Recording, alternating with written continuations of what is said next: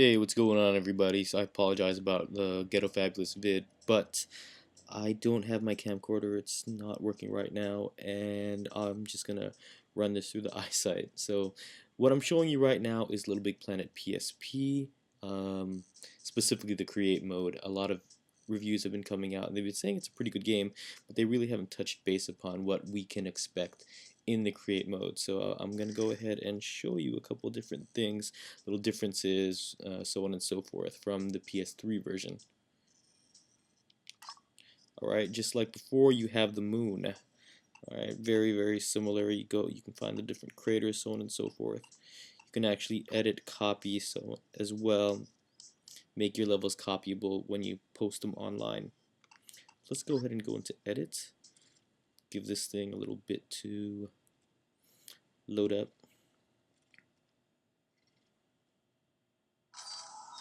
Alright, so basically it just looks the same. You have the thermometer on your left hand side, little Sackboy going up and down, left and right.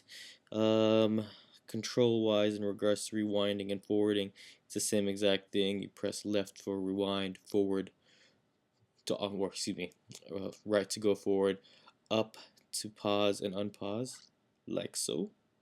And then pressing down obviously will keep you from levitating, send you back to gravity, test out a couple things in real time. Alright, so when I pull up the Pop-It, these are the things, very similar to the PS3 version. You have your Pop-It cursor, you have your stickers, customize your character, you have the goodies bag, the tools bag, and of course you can make yourself blow up. Now, so there are a couple different features in regards to the tools themselves. As you can see, most of them are very similar. You have the quarter tool, you have all the hazardous materials tools, you have all your motor bolts and springs, basically all the basic stuff that you'd find in the Little Big Planet PS3 version, minus the paintinator, so on and so forth.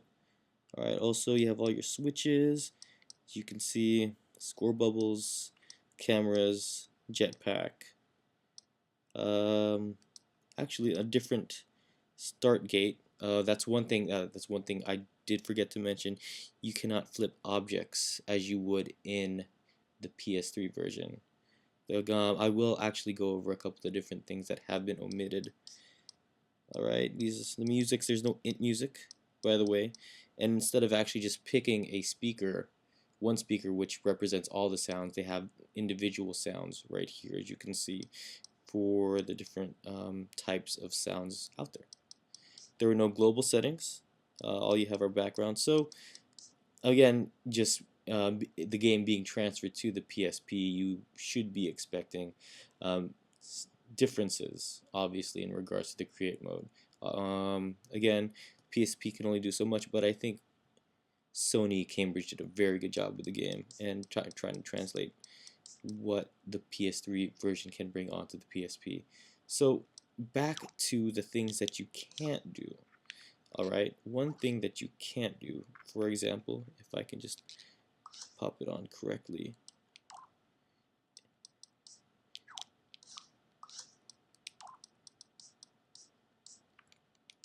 Normally in the PS3 version, when you have objects, right, you can essentially, or when you create an object and save it, you can rotate it, scale it, everything. In the PSP version, again, probably due to lack of processing power, you can only rotate a captured object. For example, first you place it. Let's go back to the Pop-It here. All I can do is rotate it. I can't expand it, so on and so forth. I can still move it to different planes, but I cannot. That's pretty much the gist of what you can do. Just rotate it, place it, that's it. You can't even edit it after you place it onto your level. You can't cut into it, you can't use the corner tool on it. Let me see, just to show you. Yep, nothing. Whereas the original one, you can corner all day long. Interesting, huh? Like I said as well, there is no flip settings. The with Sackboy, in regards to putting stickers, like in the PS3 version, nope, no go. Sorry, guys. What else is there? And there's also no real grid mode. Like when you bring up the pause menu in the original one and the PS3, you were able to, like, set the different kinds of grids in order to make things a little more precise. That's not in there as well. It's another thing that I'd like to point out. Oh yes, so this is essentially what you would find in the representation of the grid. Alright, oh, this is one thing that's actually pretty cool. Whenever you're creating material or just editing an object that you have created, you have the ability to set it as either static or dynamic. Static is basically the replacement of dark matter in the PSP version. So when you set an object to static, for example, this block right here, normally in the PS3 version, you would expect it to just fall down. But since it's static, it'll just suspend itself in the air. And I'm rewinding. Alright, now, you can actually set it to, you can tweak any object for the most part, aside from, well, I think you can tweak any object, but you have the ability to bring up another pop-it, change the actual material, instead of having to go into the tools menu and edit the object that way. And if you want this particular object that we set to static to be affected by the physics, you go ahead and switch it to dynamic, and then voila, just like the PS3 version. Okay. Another thing I'd like to point out is the corner tool. Now, the corner tool is definitely useful for, many different things, such as creating your own objects the way you want them to. But one cool aspect that the PSP version has brought onto the corner tool, which I'd like to see in the PS3 version, is choosing multiple corners and editing them at the same time. Oops, give me 1 second.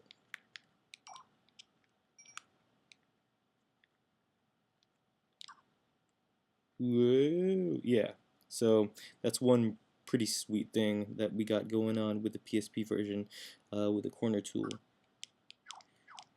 Other than that, that's basically the gist of it. I will go over other things, but for the most part, all the tools work the same, all the switches work the same.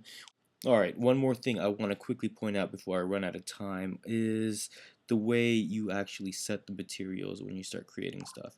So there are a couple ways of doing it. Obviously, after selecting either static or dynamic, you have two different things. You can either choose brushes or you can choose shapes. If you choose brushes, you have a grid mode that pops up. This is where you can actually dynamically change the size of the material that you're working with, but really that's the only way to do it, and this is the only time that you can actually cut into the material, assuming it wants to do that.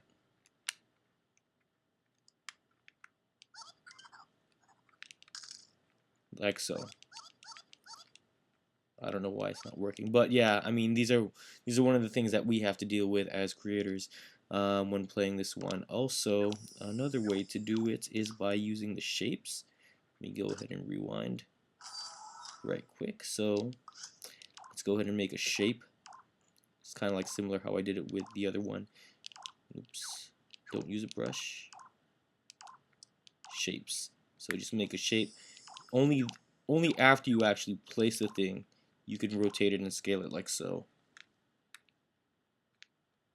Other than that, that's it. If I have anything new to tell you guys, I will let you know as soon as possible. All right, enjoy the game. Take care.